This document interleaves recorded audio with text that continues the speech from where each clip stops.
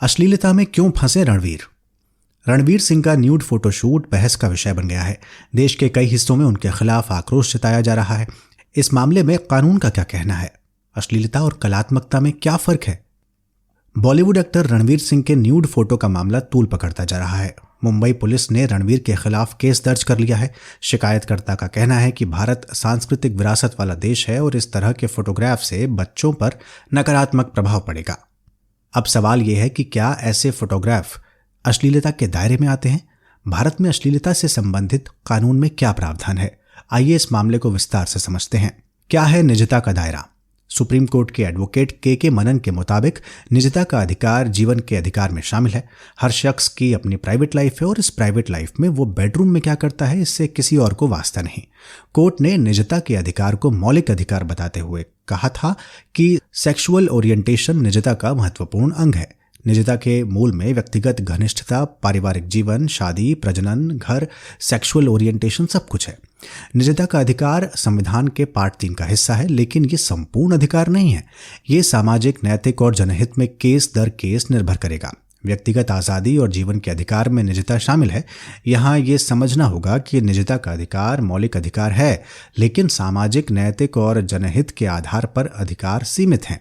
एक वयस्क आदमी और औरत जब तक बेडरूम में है या कोई शख्स अगर अपने बेडरूम में न्यूड है तो वो उसका व्यक्तिगत मामला है, लेकिन जैसे ही उसे शूट कर पब्लिक डोमेन में कोई डालता है और उसे किसी भी माध्यम से प्रसारित या प्रकाशित करता है तो वो आ जाता है अपराध की श्रेणी में।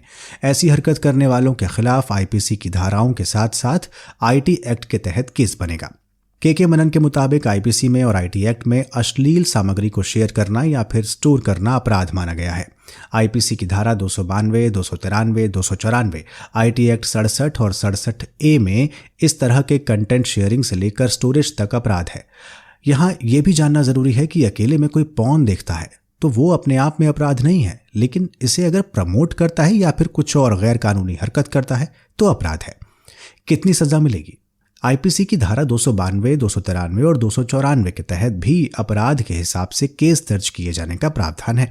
आईपीसी की धारा 292 के तहत प्रावधान है कि अगर कोई शख्स कोई अश्लील सामग्री, किताब या अन्य अश्लील चीज़ बेचता है या उसे वितरित करता है या सर्कुलेट करता है तो ऐसे मामले में दोषी पाए जाने पर पहली बार में 2 साल तक कैद हो सकती है। दूसरी बार दोषी पाए जाने पर 5 साल तक कैद का प्रावधान है। वहीं अगर कोई 20 साल से कम उम्र के शख्स को अश्लील सामग्री या किताब सर्कुलेट करता है या बेचता है तो आईपीसी की धारा 293 के तहत उसे 3 साल की कैद हो सकती है। दूसरी बार दोषी पाए जाने पर सजा 7 साल तक हो सकती है। ऐसे में 2000 तक जुर्माना भी। इसी तरह आईपीसी की धारा 294 के तहत कानून कहता है कि अगर कोई शख्स पब्लिक प्लेस में अश्लील हरकत करता है या फिर अश्लील गाने गाता है या अश्लील भाषा का इस्तेमाल करता है तो दोषी पाए जाने पर उसे 3 महीने तक कैद हो सकती है। क्या कहता है आईटी एक्ट?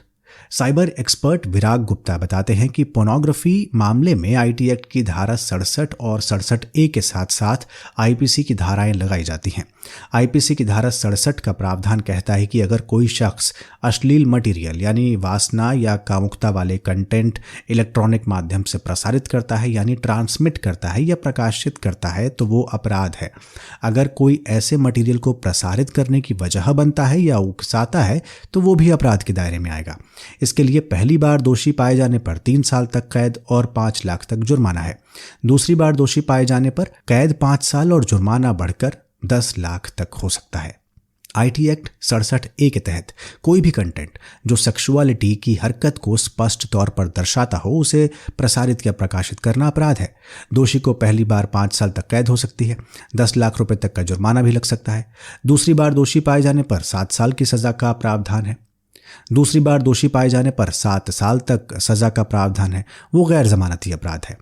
अश्लीलता और कलात्मकता पर बहस। अश्लीलता को रोकने के लिए तमाम सख्त कानून बनाए गए हैं, लेकिन एक बहस हमेशा रही है कि कंटेंट अश्लील है या इरोटिक के तौर पर कलात्मक वाला। दरअसल अश्लील सामग्री क्या है, इसके लिए कोई परिभाषा तय नहीं। यही कारण है कि हमेशा बहस की गुंजाइश बनी रहती है। साइबर मामलों के एक्सपर्ट विराग गुप्ता बताते हैं कि जब भी कानून को लेकर चर्चा होती है तो बचाव के तौर पर इरोटिक शब्द का इस्तेमाल किया जाता है, लेकिन हमें कानून की भाषा के भाव को समझना होगा। आईटी एक्ट की धारा 67 कहती है कि अगर कोई भी अश्लील सामग्री प्रसारित या प्रकाशित की जाती है तो यह अपराध है। इसके लिए इरोटिक शब्द का इस्तेमाल नहीं है, लेकिन कानून की अपनी भाषा होती है। कानून की किताब में अश्लील मटेरियल के लिए प्रूरियंट और लिसीवियस शब्द का इस्तेमाल हुआ है, जिसका अर्थ होता है कामोत्तेजक। अब इरोटिक का मतलब भी कामोत्तेजक ही होता है। अश्लीलता शब्द व्यापक है और इसके दायरे में सब कुछ आ जाता है।